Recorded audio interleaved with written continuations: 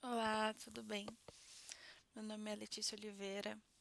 Eu estou aqui para falar um pouco sobre direito à cultura, acessibilidade cultural, acessibilidade em projetos culturais. Então, antes de tudo, eu vou fazer a minha autodescrição. Eu sou uma mulher branca, de cabelos vermelhos ondulados. Eles são bem volumosos, estão para trás, soltos. Eu tenho um piercing de argola no septo. Tenho olhos castanhos bem escuros. Estou usando uma camiseta listrada em branco e azul.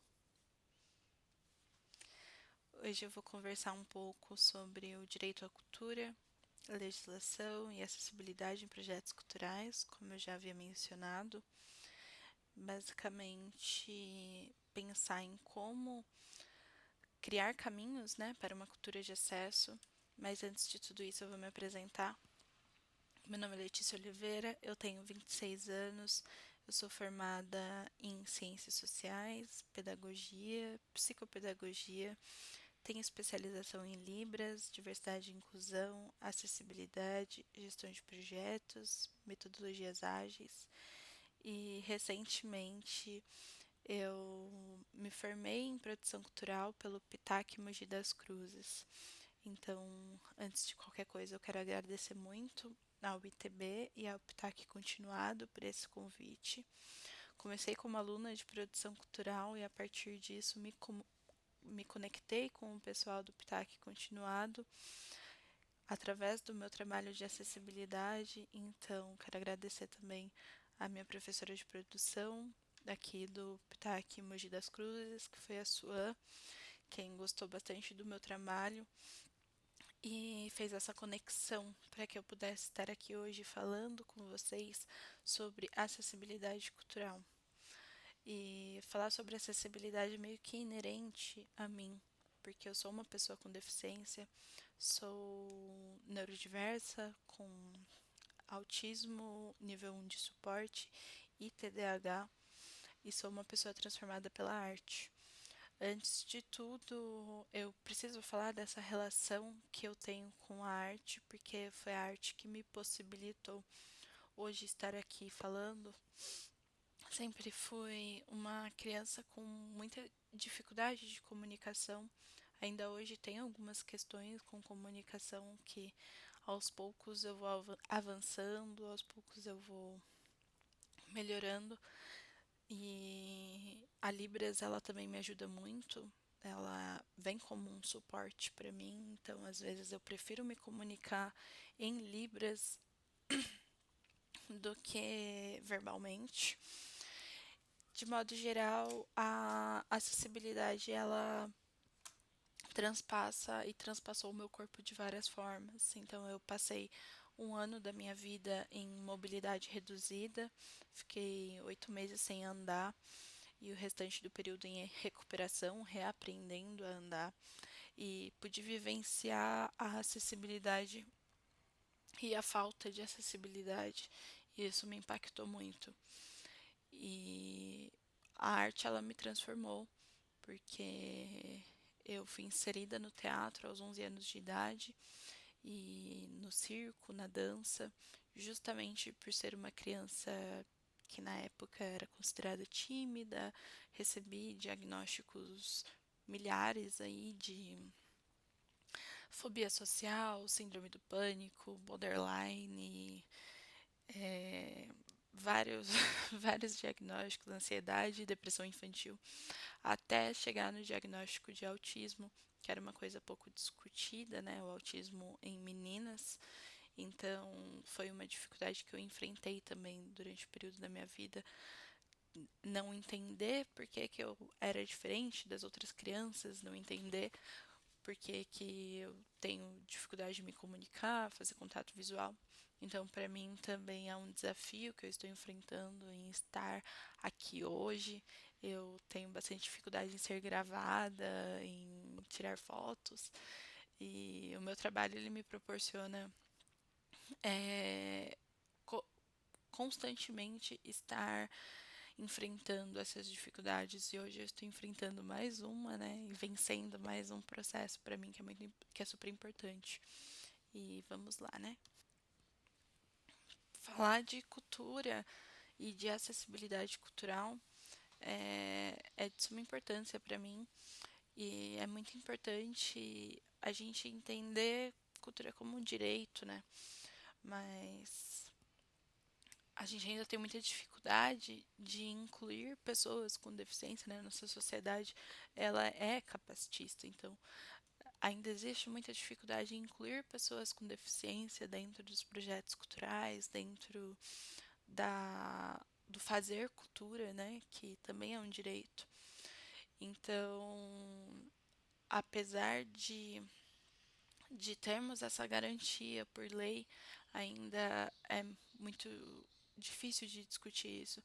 E é importante a gente pensar criticamente em relação à acessibilidade cultural e também pensando nas dificuldades que se tem em fazer cultura sem ser uma pessoa com deficiência. Então, eu entendo que para gestores, para produtores culturais e para artistas independentes, principalmente, já é muito difícil fazer cultura, já é muito difícil alcançar a, os objetivos através da arte, alcançar os lugares, alcançar financiamento. Então essas coisas elas já são muito difíceis, né? Viver de arte é muito difícil. Mas é importante que a gente discuta a acessibilidade cultural, principalmente agora que a gente está vivendo um processo que, enfim, é uma outra discussão, que é a editalização, né, da produção cultural. E hoje os editais eles vêm com essa exigência de cumprir alguns requisitos de acessibilidade, mas isso é uma a gente vai chegar nisso daqui a pouco. Então, para mim é muito importante a gente ir no fundamento da questão que é o direito. Então, a cultura ela é um direito humano fundamental. A Declaração dos Direitos Humanos ela afirma que toda pessoa tem o direito de participar livremente da vida cultural da comunidade. A Convenção da ONU sobre os Direitos das Pessoas com Deficiência reforça o compromisso que o Estado deve ter em garantir participação cultural em igualdade de condições. E é importante a gente reforçar essa questão do Estado, porque mesmo que a gente esteja falando com produtores, com artistas, com gestores, é, isso também é uma outra discussão, mas eu gosto bastante de levantar que existe sim uma dificuldade em produtores culturais, em gestores, em artistas, no público de modo geral que trabalha com arte, de conseguir garantir a acessibilidade.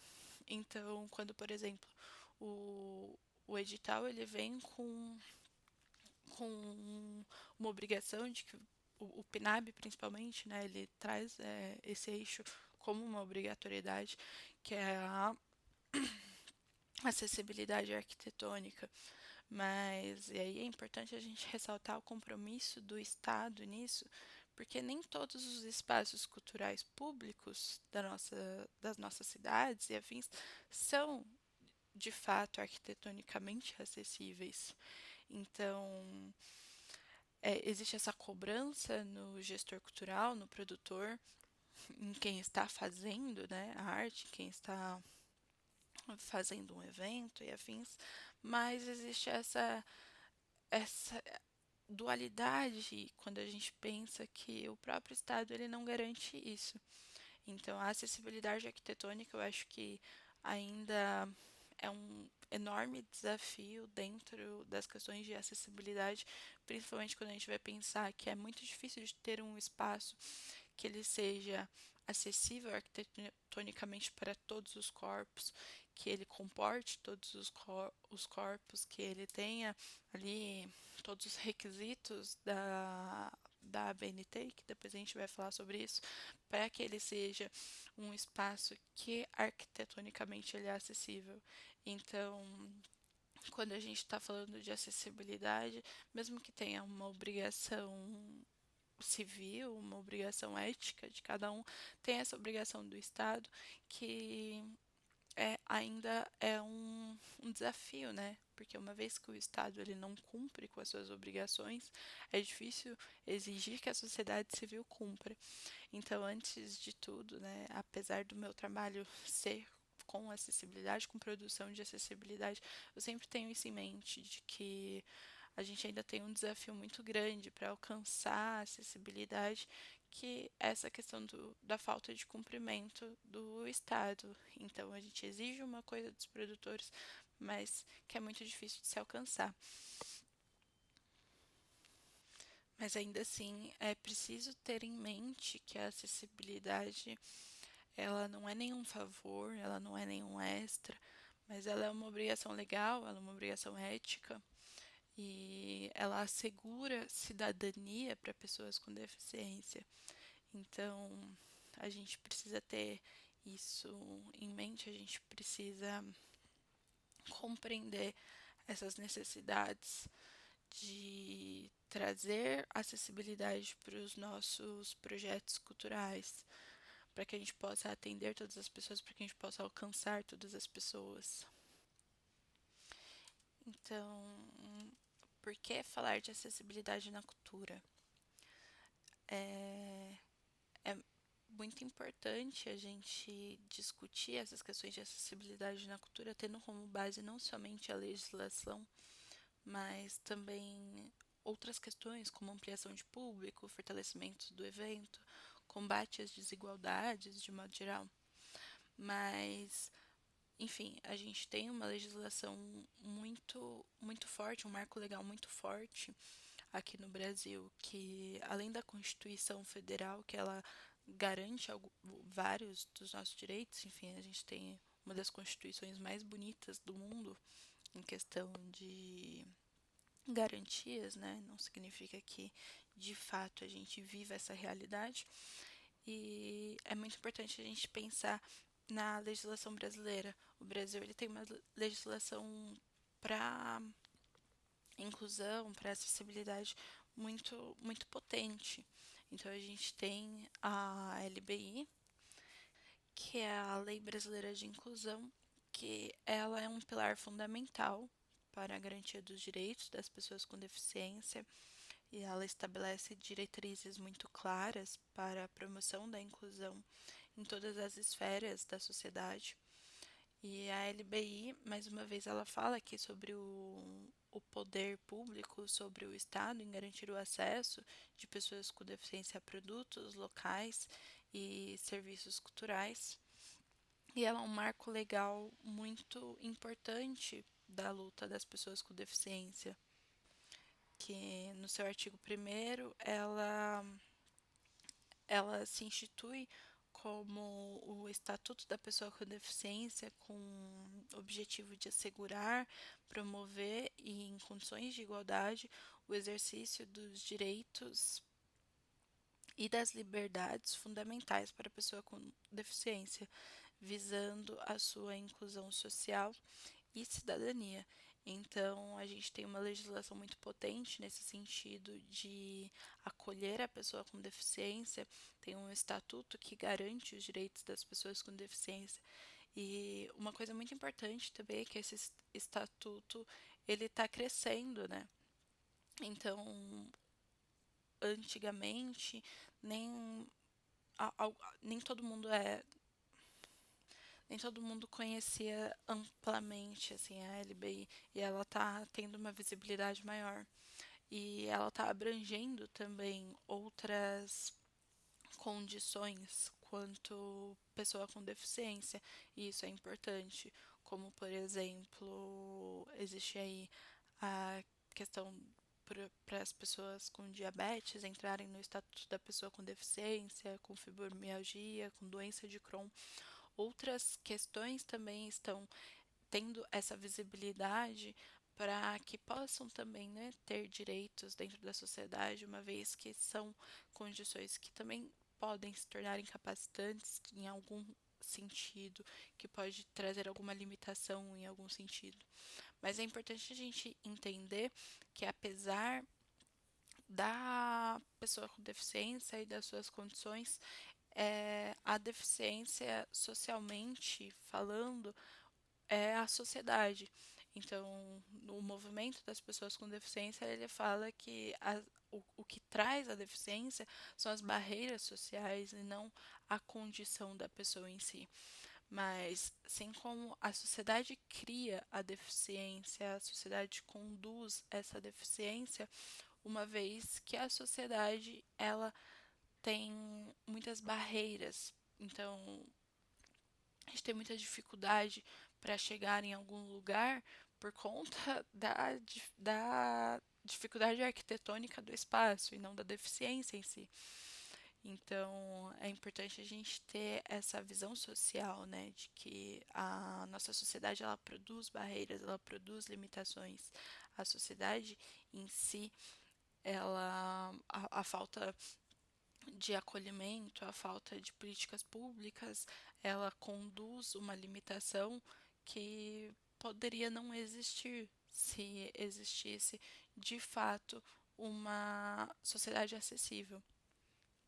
Além de tudo isso, é muito importante a gente falar que existe um decreto e existe a LBI que estabelece a NBR, que é as normas ABNT da acessibilidade arquitetônica como obrigatoriedade, que é a NBR 9050, e ela traz, depois eu vou mostrar aqui, ela traz várias obrigatoriedades para como tornar um evento acessível.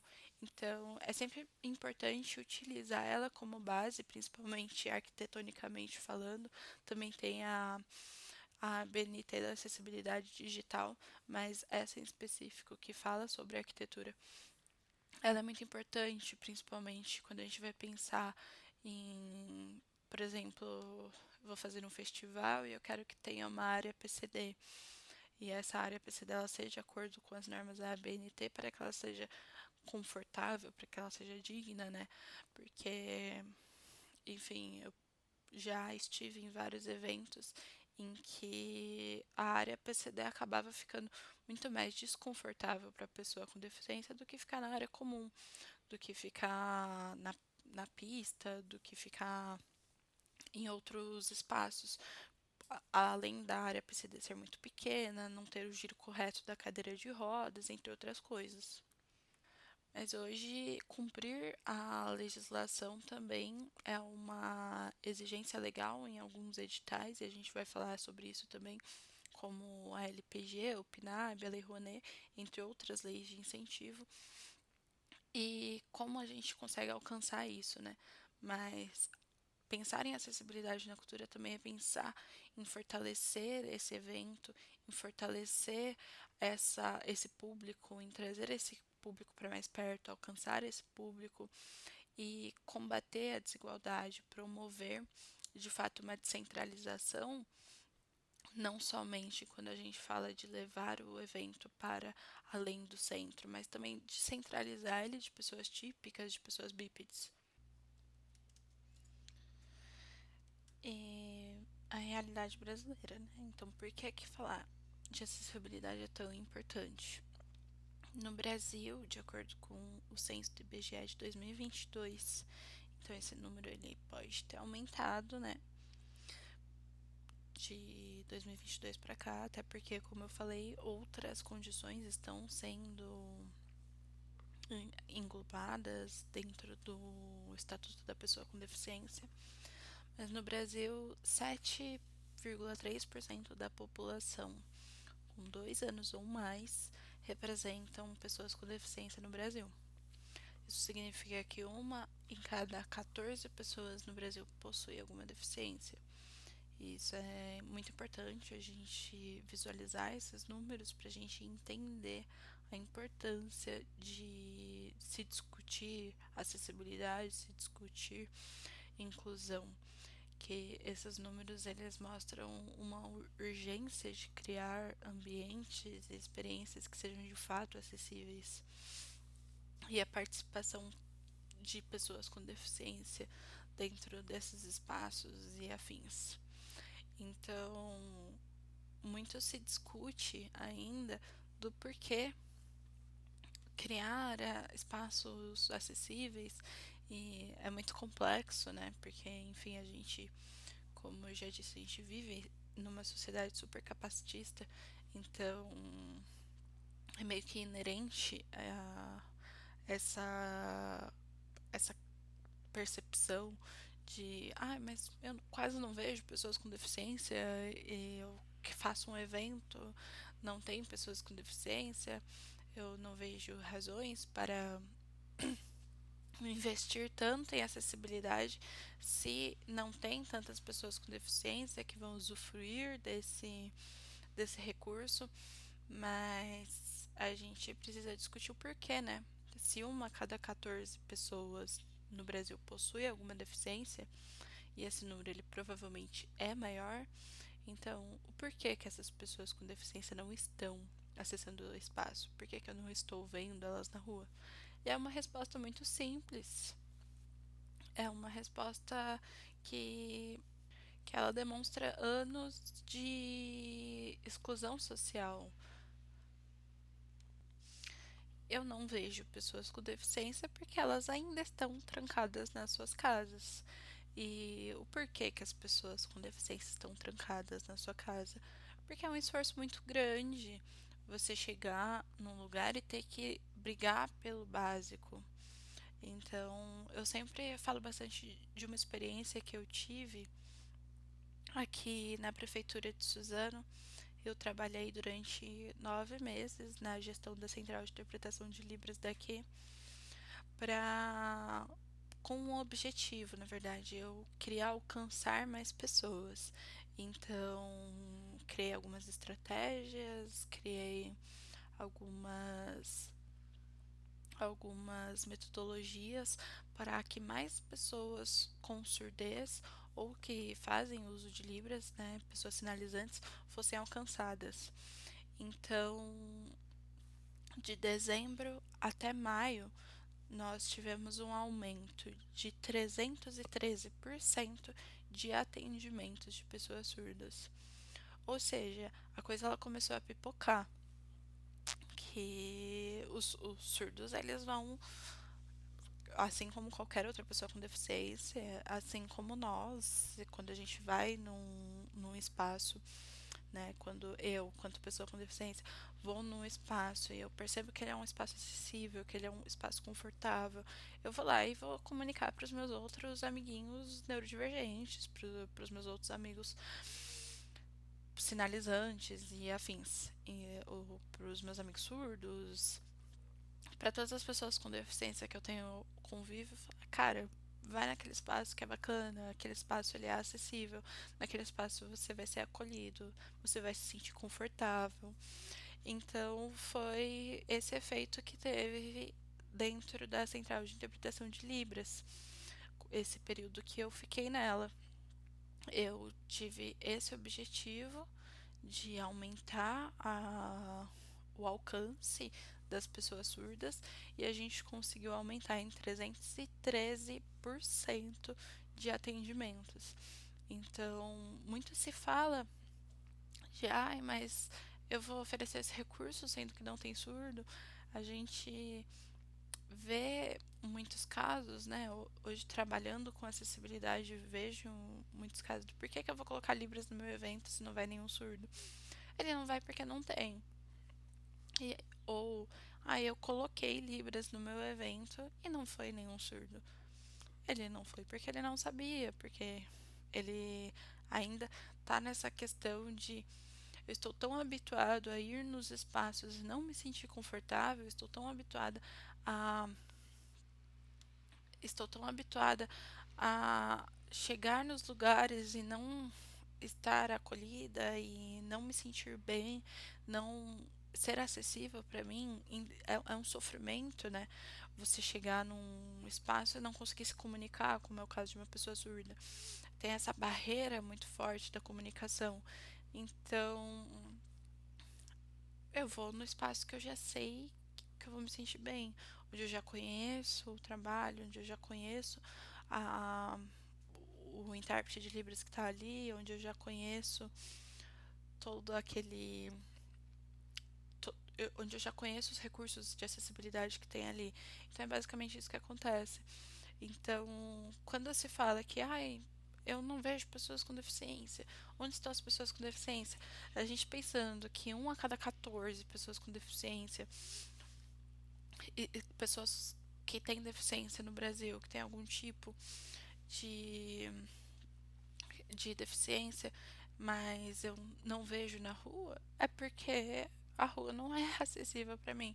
E tem umas outras questões ainda por trás disso, né? Então, a questão da família, às vezes a própria família da pessoa com deficiência, mesmo a pessoa sendo adulta, a família acaba mantendo ela naquela zona de proteção, naquela zona de cuidado, justamente por medo da pessoa ir para a rua e não ter autonomia porque não tem recurso de acessibilidade. Então é importante a gente pensar que a acessibilidade ela garante autonomia para a pessoa com deficiência.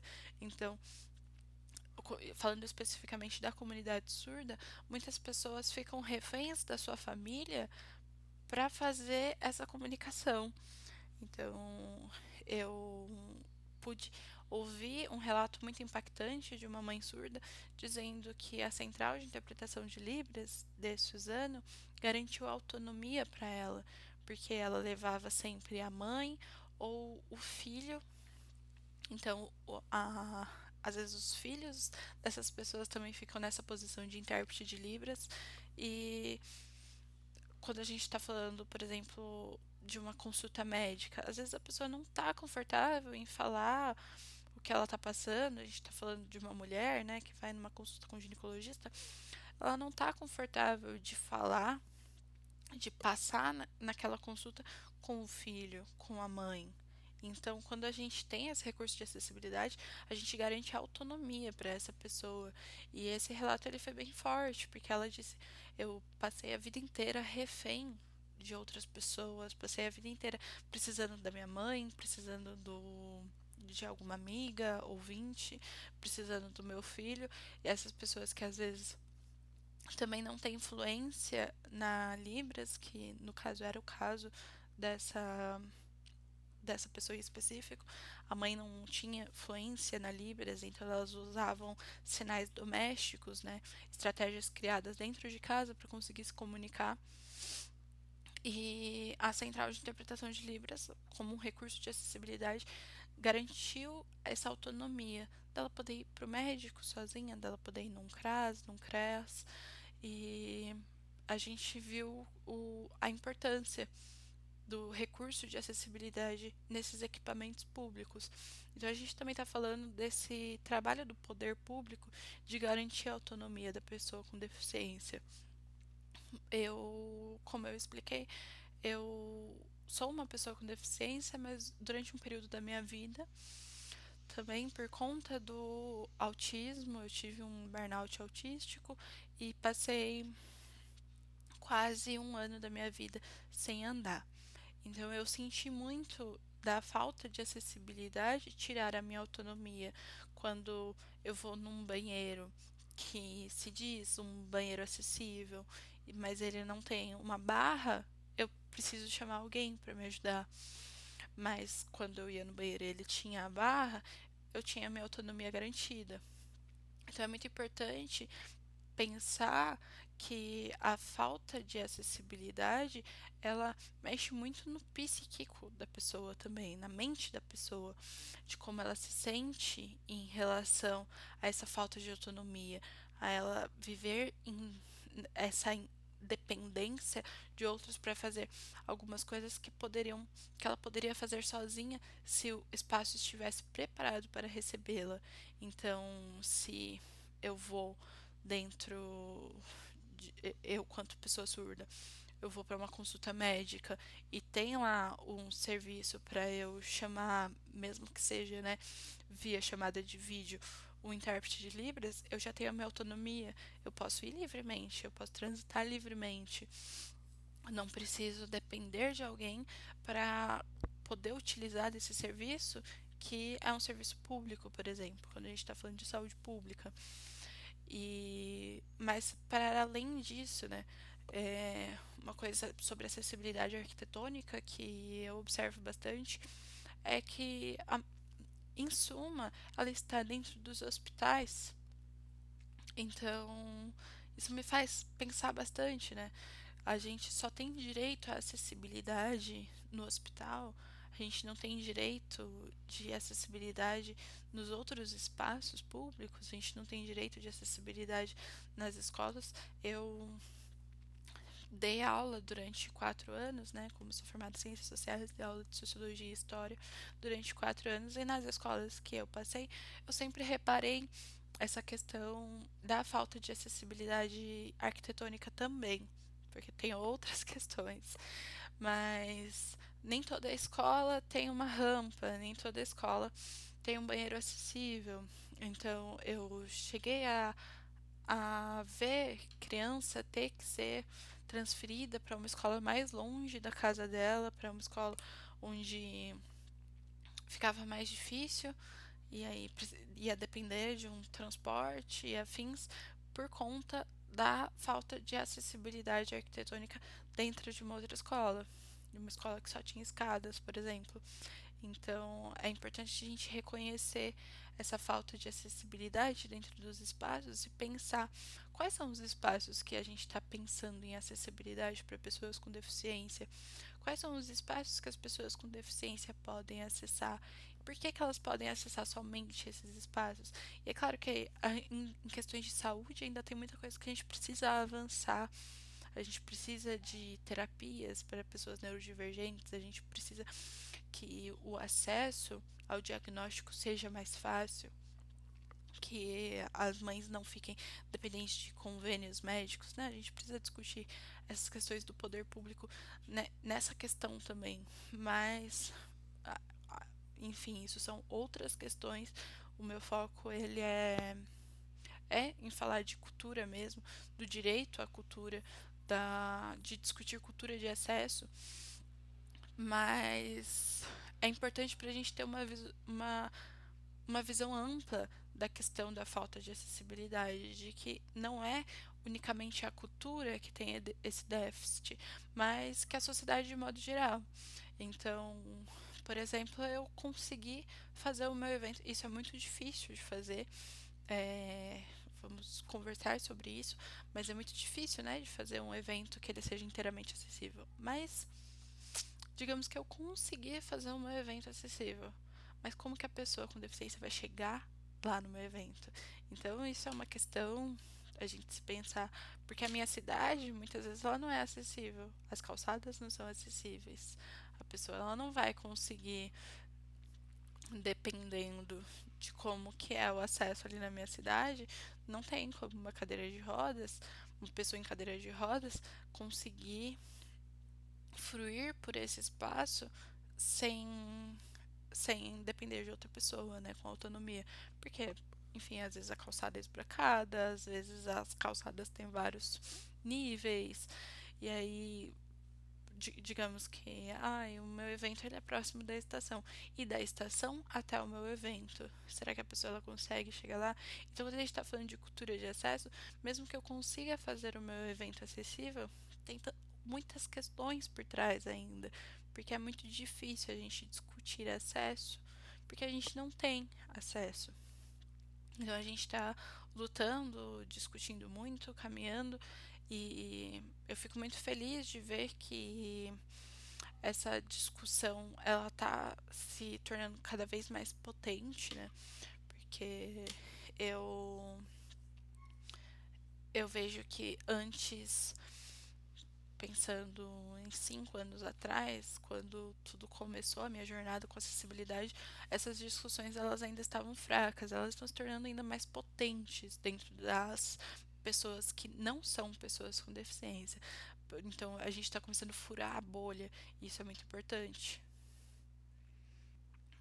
Então, o que é acessibilidade, né? Eu acho que a gente precisa pensar sempre na palavra em si. Acessibilidade é acesso. É, desde já eu peço desculpas pelas gaguejadas, pelas voltas. Como eu expliquei, eu sou uma pessoa autista, então tem algumas questões de comunicação que ainda são difíceis para mim. Peço desculpa aí se eu falhei em algum termo também, né? Porque às vezes dou uma travada, mas enfim, vamos lá. Acessibilidade é acesso. Então a gente precisa pensar na palavra. O que que é inclusão? Inclusão é incluir, é inserir, né? Então, acessibilidade é a possibilidade e a condição de alcance, de percepção, entendimento para a utilização em igualdade de oportunidades com segurança e autonomia do meio físico, do transporte, da informação, da comunicação, de sistemas de tecnologias, sistemas de comunicação e outros serviços de instalação. Para pessoas com deficiência e mobilidade reduzida, a acessibilidade ela possibilita uma vida independente, com participação plena em todos os seus aspectos e para todas as pessoas em diferentes contextos. Pode proporcionar maior conforto, facilidade de uso, rapidez, satisfação, segurança e eficiência. Então é basicamente o que eu vim falando aqui, né? Principalmente a acessibilidade, ela é um instrumento de autonomia, ela é um instrumento de você proporcionar conforto, facilidade, segurança para aquela pessoa. É a pessoa ela poder fluir pelos espaços com a mesma autonomia que uma pessoa sem deficiência tem. Mas não somente, né? Quando a gente fala de acessibilidade, a gente está falando de vários grupos e não somente de pessoas com deficiência.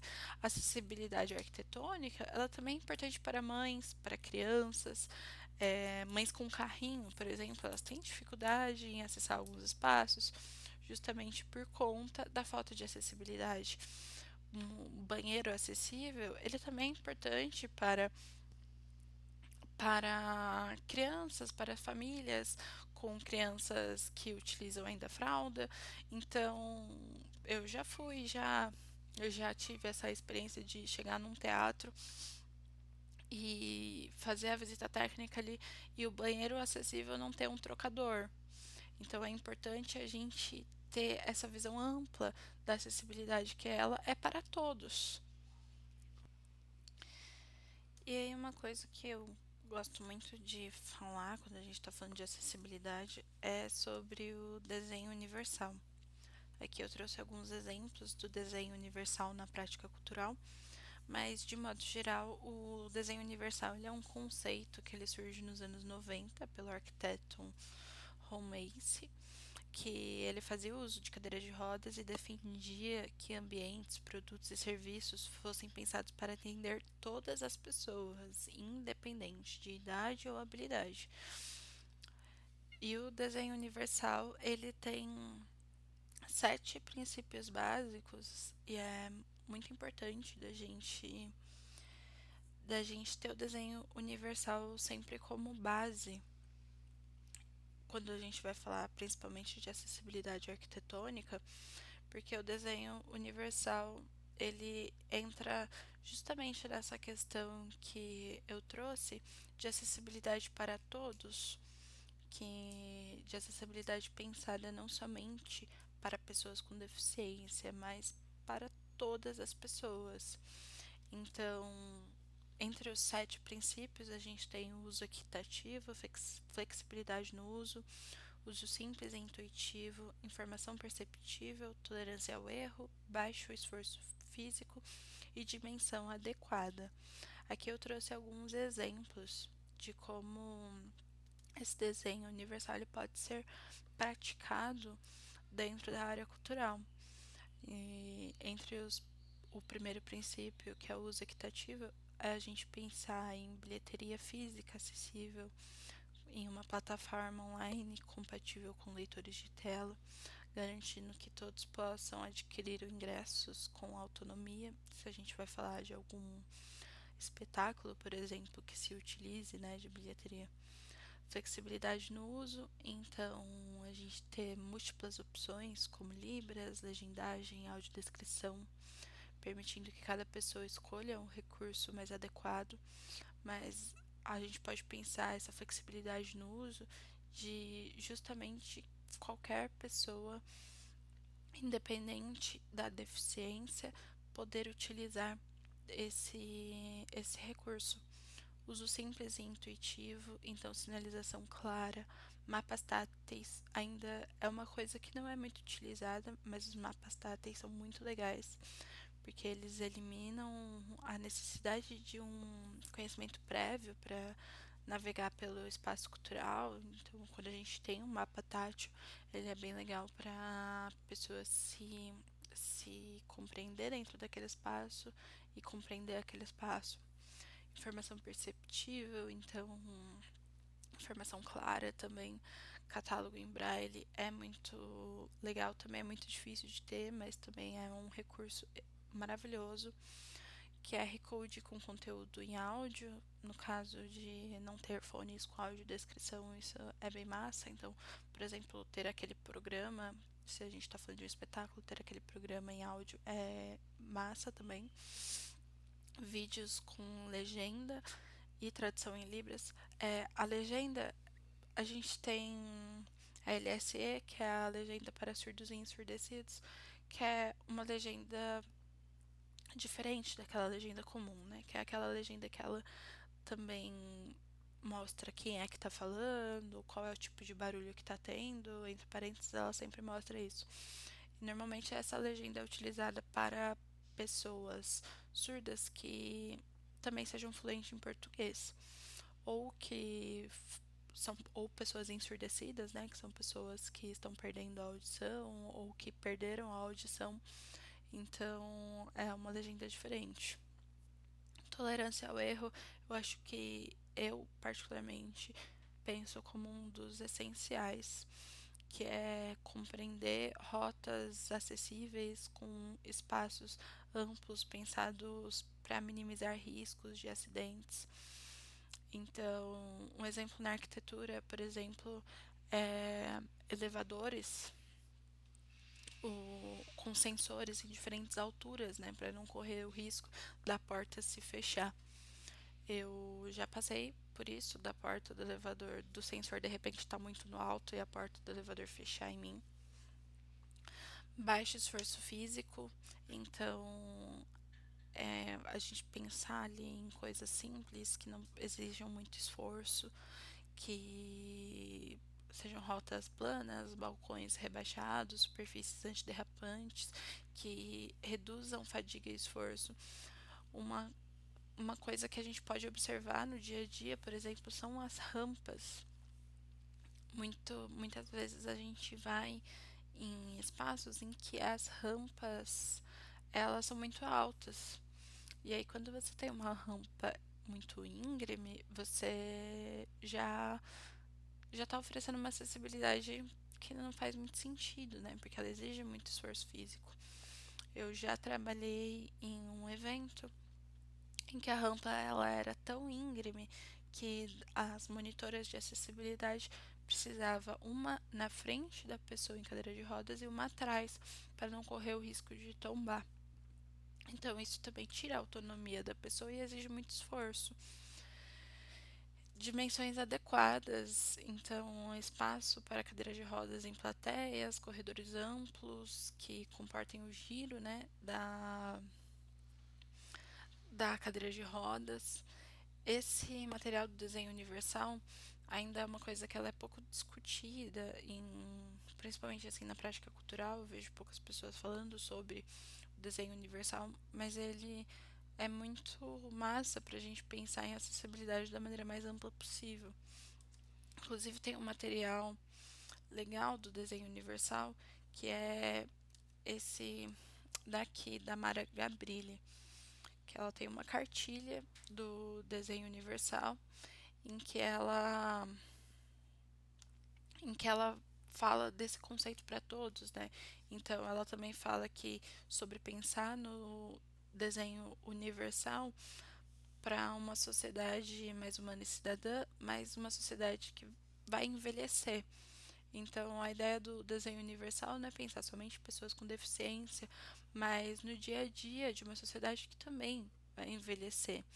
Então, é importante a gente ter isso em mente, de que todos nós vamos envelhecer um dia e como que vai ser, né, apartamento, então ela fala bastante do desenho universal principalmente no setor imobiliário, que é como que vai ser esses espaços, como que vão ser esses espaços, esse apartamento que eu comprei, que eu vou envelhecer ele, e aí eu compro um apartamento e daqui 30 anos, enfim, como que é isso.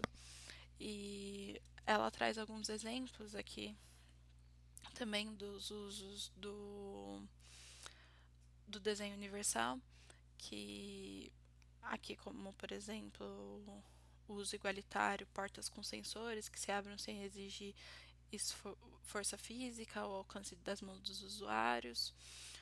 O adaptável é bem legal, porque ela está falando aqui também sobre tesouras que se adaptam a destros e canhotos. Eu acho que isso é uma coisa que pouco se fala, né?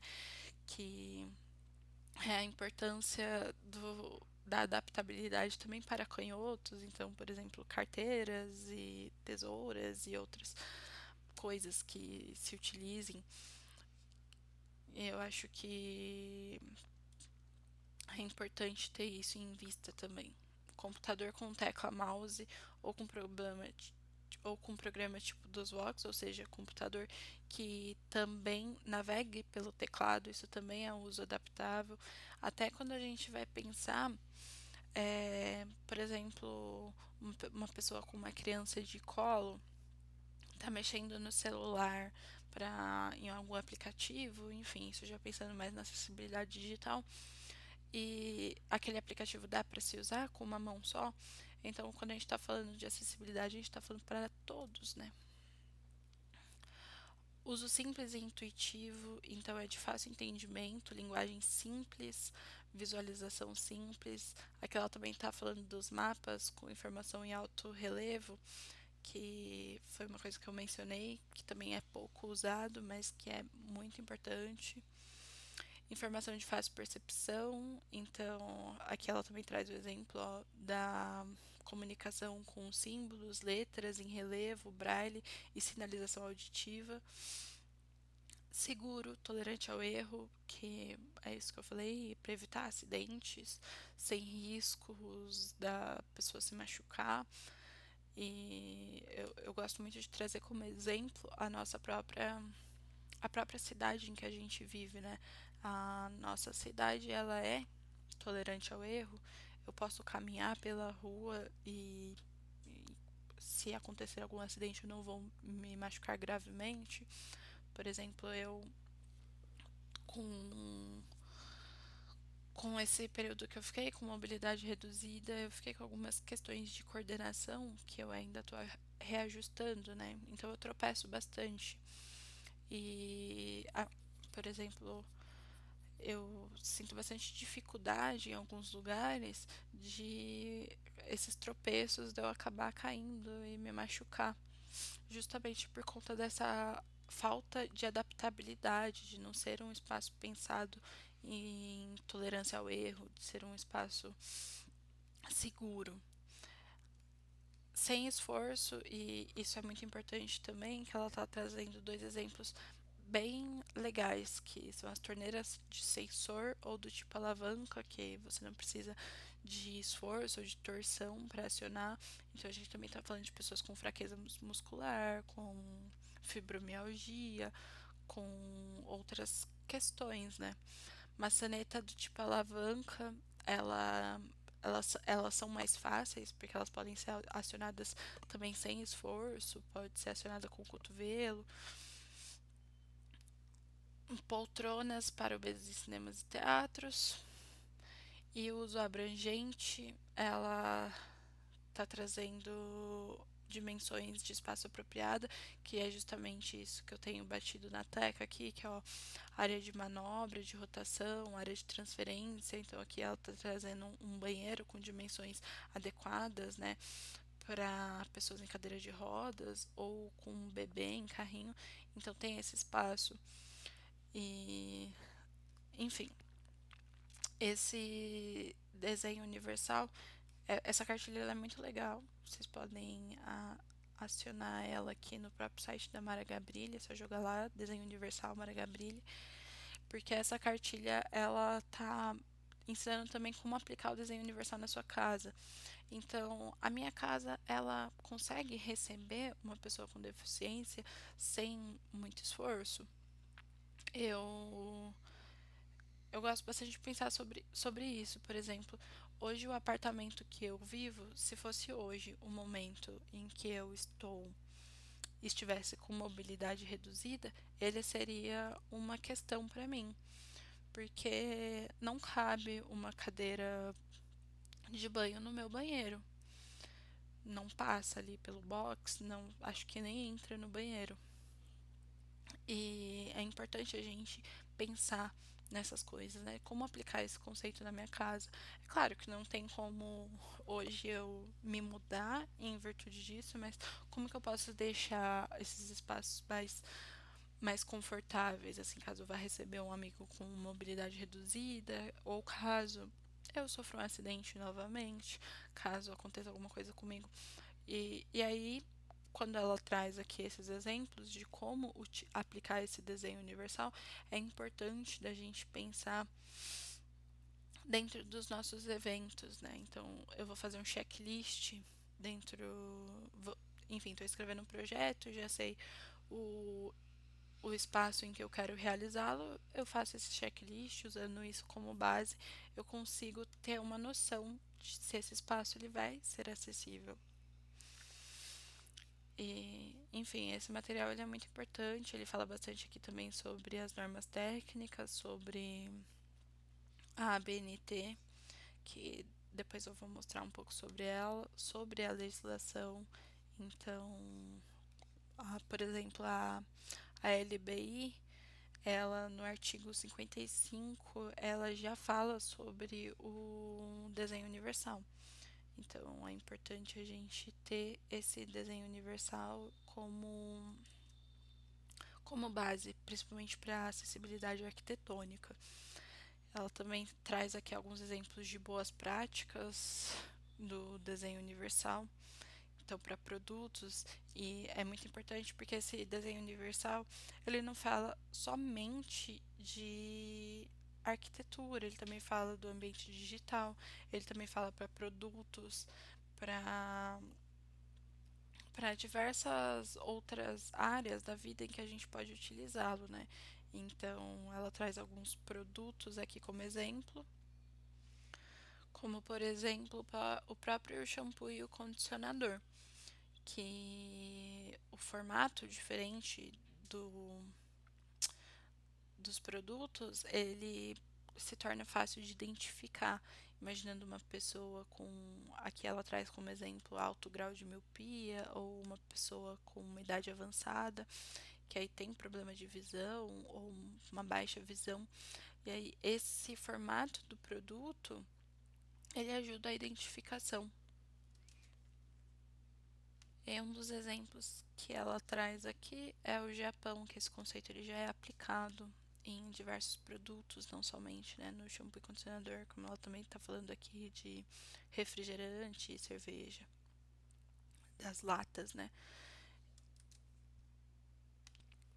Um outro exemplo é um mouse e teclado operado por luz, que é um sistema onde um ponteiro é acoplado ao mouse ou ao teclado e é monitorado por laser. E esse equipamento ele é um apoio para o laptop e pode ser utilizado pelas mãos ou pés, garantindo um conceito também de desenho universal.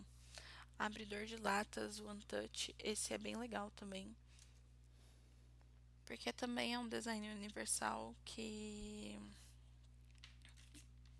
não exige esforço para você abrir uma lata, e ele para assim que a lata é aberta.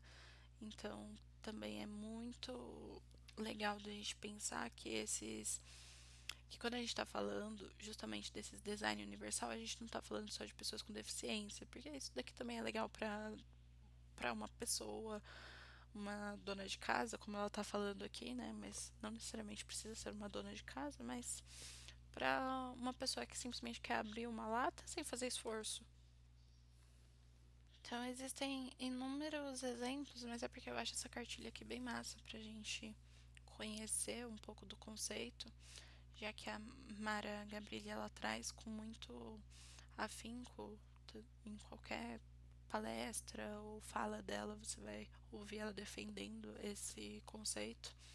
Também está falando de um banheiro universal que não precisa de um banheiro adaptado, então é, é legal também a gente ver esses produtos, mas existem inúmeras ideias, né, de formas de se adaptar a um espaço para tornar ele dentro desse design universal, porque é um conceito que de fato abrange todas as pessoas e facilita com que todos possam fruir livremente pelos espaços sem precisar de esforços físicos, de muita adaptabilidade.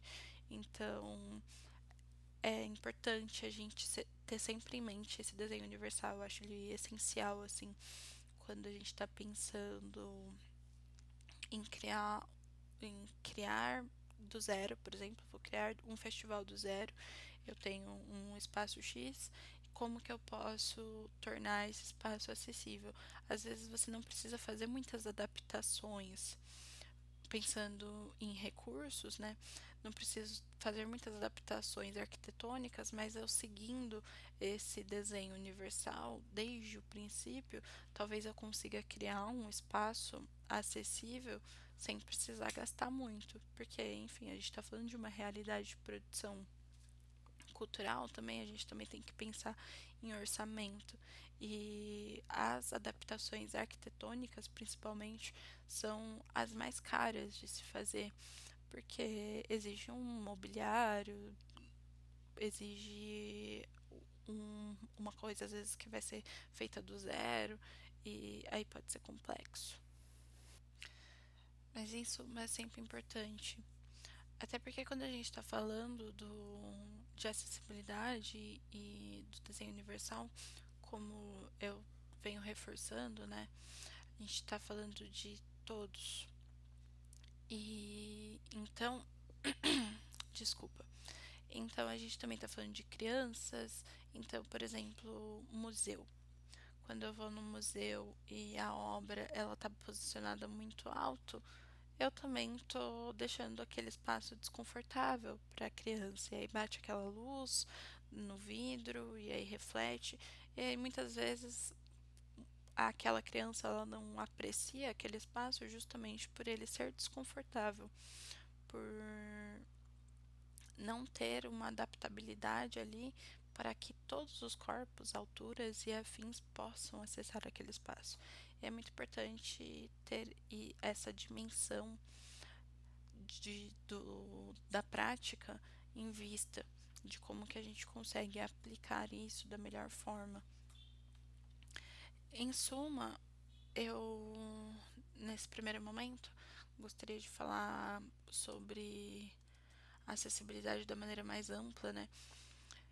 E trouxe aqui um pouco sobre o desenho universal e na próxima eu quero falar sobre acessibilidade arquitetônica, NBR, e a gente vê até onde vai, né? Mas acho que por enquanto é isso e nos vemos na próxima.